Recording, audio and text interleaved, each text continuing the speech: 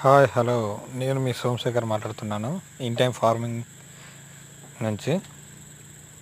ఇప్పుడు మీరు చూస్తున్నది ఇది హెడ్జులూసన్.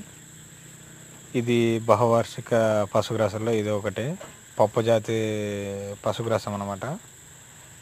దీంట్లో 20% ప్రోటీన్ వాల్యూస్ ఉంటాయి. దీన్ని మన పొట్టేళ్ళ ఫార్మింగ్లో కానీ డైరీలో కానీ ఎక్కడైనా కూడా ఉపయోగించుకోవచ్చు. ఏ విధంగా అంటే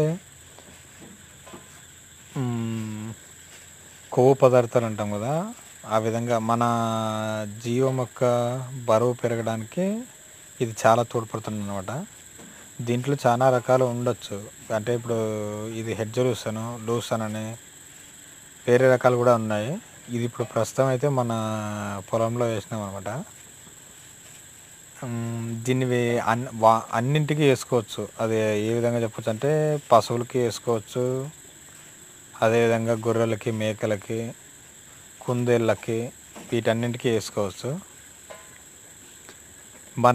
మనం వేసుకున్న వాటిలో ఇది కూడా ఒక వెరైటీ ఉంది.